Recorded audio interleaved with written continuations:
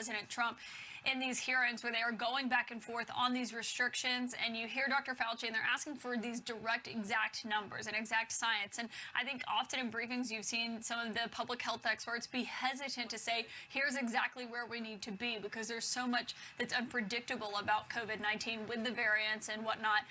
And this is often something you see happen at these hearings, especially with Dr. Fauci, given, of course, he was often a favorite target of former President Trump's. And so, no, it continued from there with them clashing again over this idea of this liberty versus lives lost. One thing I think we should note is that Republican men have been increasingly hesitant to get the vaccine. That's been a really important messaging aspect that we've heard from COVID-19 experts, people who work in the White House, people who don't work in the White House about that. And so that is certainly an avenue that other people could explore to help end the pandemic, help end these restrictions that you've been seeing. Yeah, Caitlin Collins, appreciate it. Thanks. Just ahead, President Biden signaling a tougher stance against Russia than his predecessor with new sanctions against the country. Also, new detail connecting the Trump 2016 campaign with Russia. Both stories when we continue. Not everybody wants the same thing. That's why I go with Liberty Mutual. They customize my car insurance.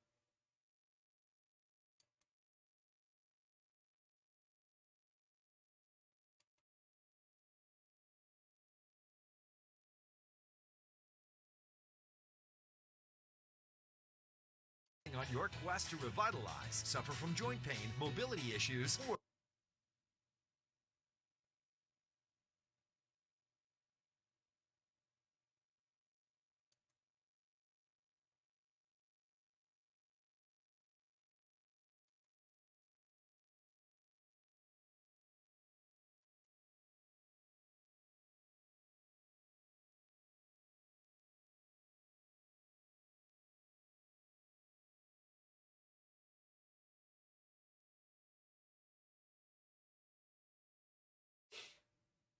Hey. Hey, hey. Hey, hey. Hey, hey, hey, hey, hey, hey. Hey, hey. Hey, hey. Hey, hey, hey, hey, hey, hey, hey, hey, hey.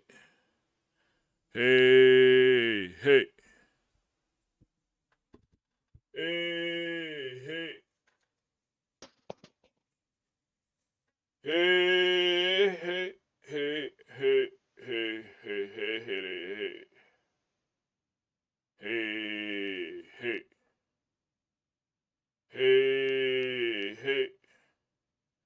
Hey, hey, hey, hey, hey, hey, hey. Lose the weight for good. Hey, hey. Stay restless Hey, with the icon that does the hey. same. The RX, Hey, crafted by hey, Lexus. hey, lease the hey, 2021 hey, RX 350 hey. for $439 a month for 36 months. Hey, hey, Experience amazing at your Lexus dealer. hey, hey. Tomorrow, the Hey, state hey, of New Hampshire hey, is dropping hey, its statewide hey, mask hey. mandate, which will make it the 25th state in the country where there will be no statewide rules saying you have to wear a mask during this ongoing pandemic. We had thought that the Biden administration had a sort of trick up its sleeve to try to keep people masked up in the middle of the ongoing pandemic, but now we're not so sure. As we've reported previously, on President Biden's first full day in office, he issued an executive order about OSHA, the Occupational Safety and Health Administration, which oversees safety in the workplace in this country. Biden asked OSHA specifically to study whether there ought to be a new rule requiring Americans to wear masks in the workplace. A rule on that from OSHA federally would apply everywhere to all workplaces in all states. That executive order had a very explicit deadline. It gave OSHA until March 15th to make a decision on whether there ought to be a mask rule in the workplace. March 15th was the deadline.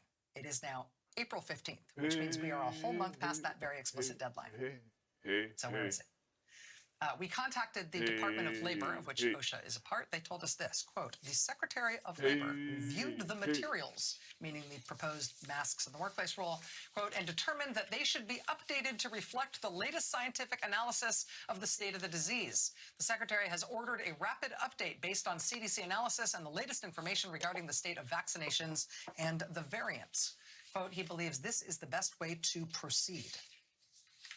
Okay, but the clock is ticking. People all around the country are going to work in maskless environments today, and even more will be tomorrow. An OSHA rule could make a really big difference on that front. When are they going to decide? Watch this space.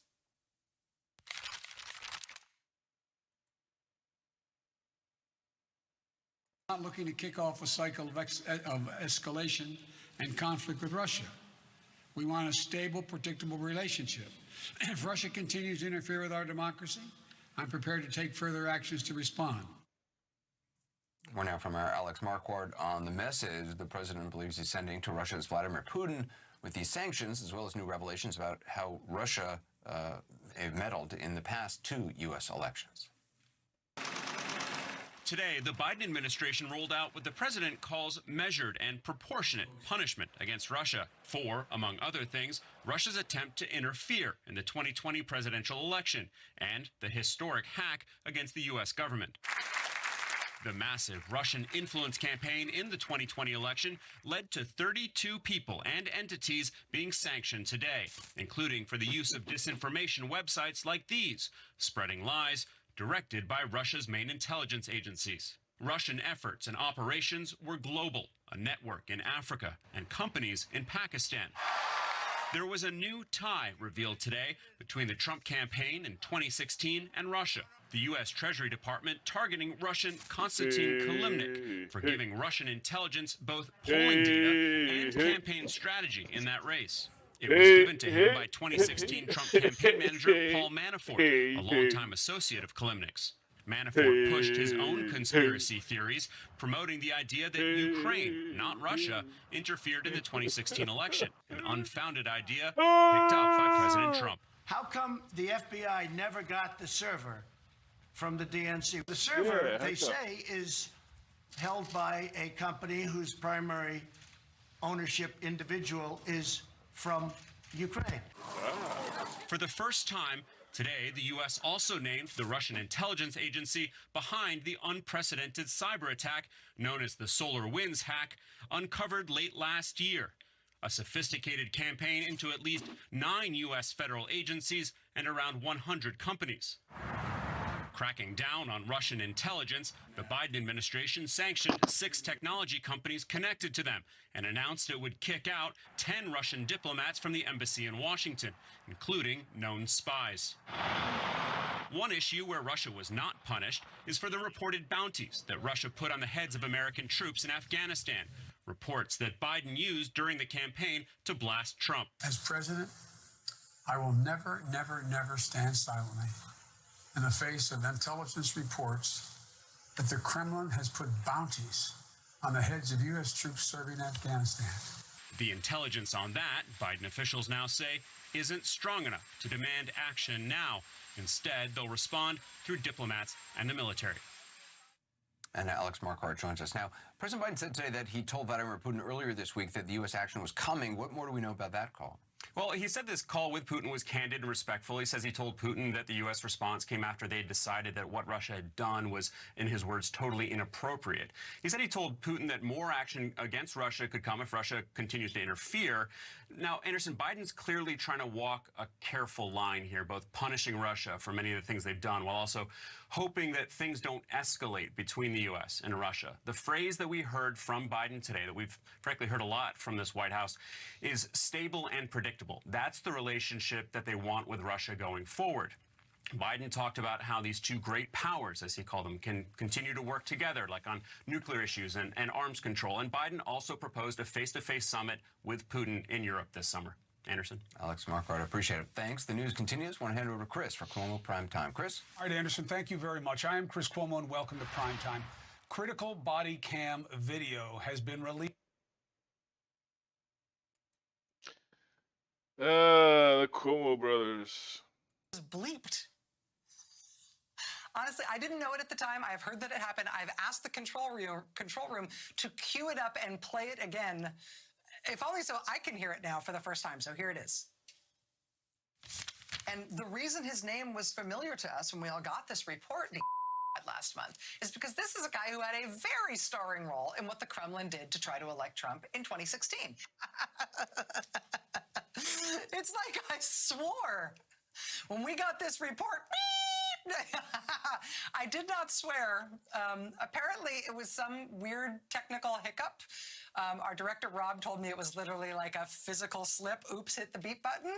There was no curse word there. There was no hidden coded message. I promise you, if I was ever going to put a secret coded message in a script, I would go like, I'd make it less subtle. That'll be our secret code. If I ever say, then you will know that I'm sending a code, even if that'll be our deal.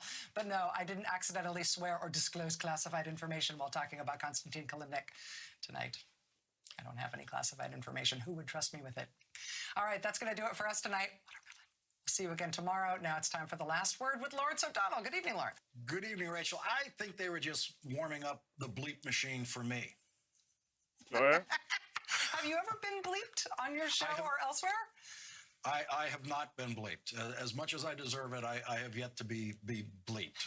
But, you know, speaking of classified information, you're going to love this transition.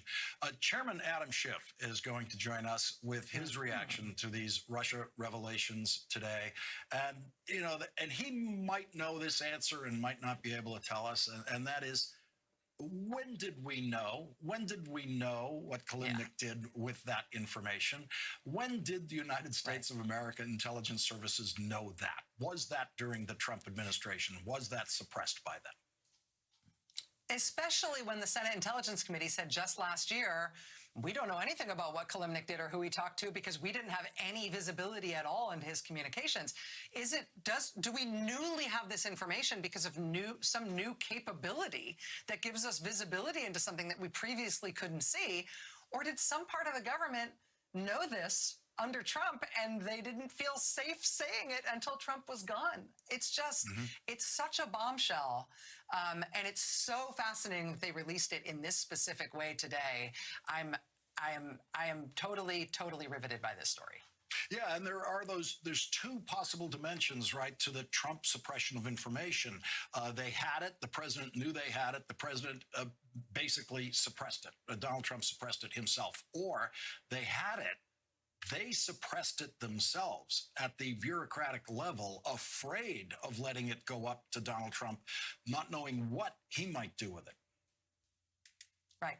Or it's newly developed. They have some new technology or some new source or method that allows them to do this. But if it's not new, and the oversight, the committees in Congress, including Chairman Schiff's committee that oversees the intelligence community, they should know, of all people. They may not be able to tell us, but they should at least know if the intelligence community has some newly developed capability that allowed them to disclose this to the American people. They should know if it's new or if this is something that the government has been sitting on.